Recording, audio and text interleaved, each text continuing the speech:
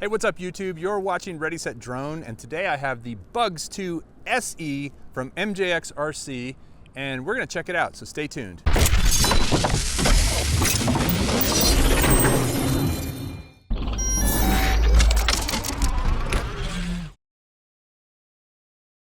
So you might know that a while back I did a review of the Bugs 2. It is a really solid drone overall. It's got GPS, brushless motors, and a variety of features that you find in higher end drones at a pretty reasonable price. It also has a 1080 camera that takes decent video, but it doesn't have any image stabilization, so it isn't something you'd want to use for cinematic stuff. But just for taking some pictures and some flying around, it's a pretty good choice. Now this is the SE edition. This has a few extra features. It has GPS, so it's going to stay locked in place. It has independent ESCs. Now ESCs are electronic speed controllers. That means that each motor has its own ESC that is controlling that particular motor, and they're brushless motors too. ESCs are what separate cheaper toy drones and brushed motor drones from the better drones in terms of their stability and their control and their power. This with the brushless motors and the ESCs is a pretty powerful and good drone as far as staying in place. The battery is the same as the regular Bugs 2. It's a 2S 7.4 volt 1800 milliamp hour battery. And so it's not a super powerful battery, but it is compatible, cross-compatible with the other Bugs 2, which is nice. So if you own one, you can use the batteries. It is a cool platinum silver kind of color that I really like. The others were, I believe, black and white. This one is kind of a silvery color, which is pretty neat. It's got the little Bugs eyes in the front, which you may have a hard time seeing with this light, but they look pretty cool. And it has a remote control that's pretty standard to MJX RC. This remote is used for a lot of different things. It also works with the Bugs Go app. The Bugs Go app is compatible with any of the MJX RC products and works with this one as well, including a few modes like a follow me mode, point of interest, and tap to fly modes that the app will do for you. Two quick things about the setup on this. Number one, when I got this one, it was not bound to the remote.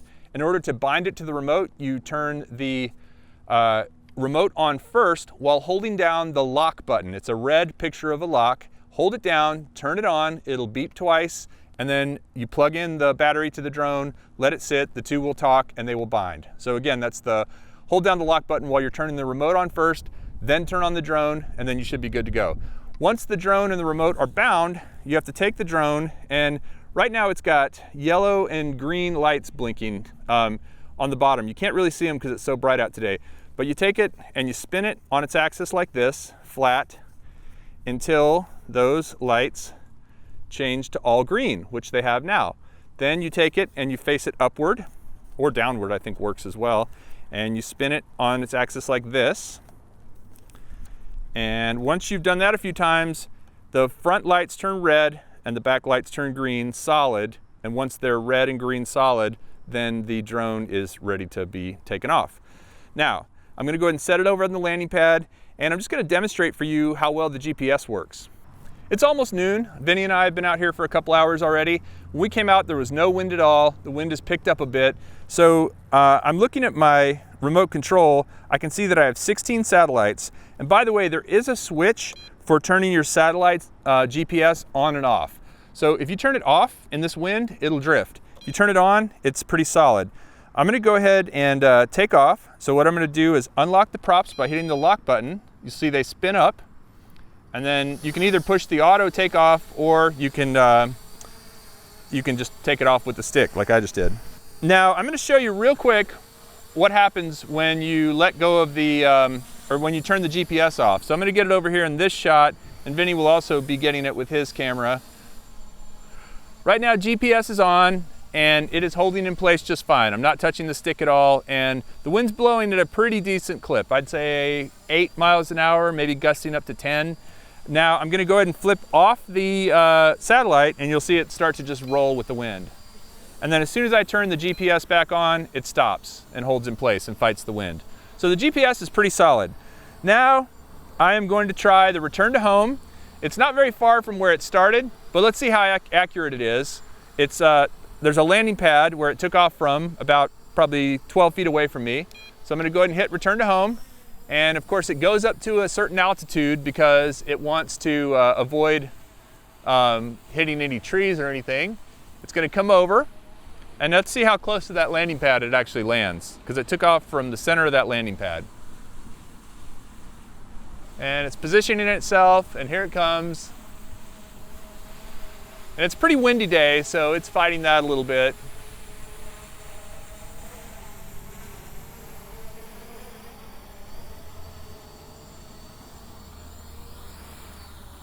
Oh, look at it. That's funny. I thought it was going to miss by about 4 feet, and it ended up missing by about 4 inches. So I don't know if that was an actual adjustment it did at the end or what, but it did land. It didn't land back on the pad, but it landed pretty close to the pad. So there you go. It does have a headless mode, and the way headless mode works is you just flip this switch over to headless mode, and when you do, it will actually allow you to fly it any direction. You can rotate the yaw and it will still stay oriented the same way. So let me go ahead and demonstrate that real quick. So I'm gonna take it over here. Now right now we're in normal mode, so if I push the stick forward, it goes forward. But if I turn it to where it's facing me and I push the stick forward, it comes towards us instead of away. But if I flip it into headless mode, now if I push the stick forward, it actually goes backwards to it, and it goes basically whatever direction I push the stick. And it will do that even while it's yawing. So I'm going to bring it towards me, and I'm going to do a 360 yaw, and you can see it can yaw and fly at the same time. Headless mode freaks me out. All right, so I'm going to switch it out of headless mode so I can be more used to it. And I guess I'm going to try just rolling a little bit of video with it.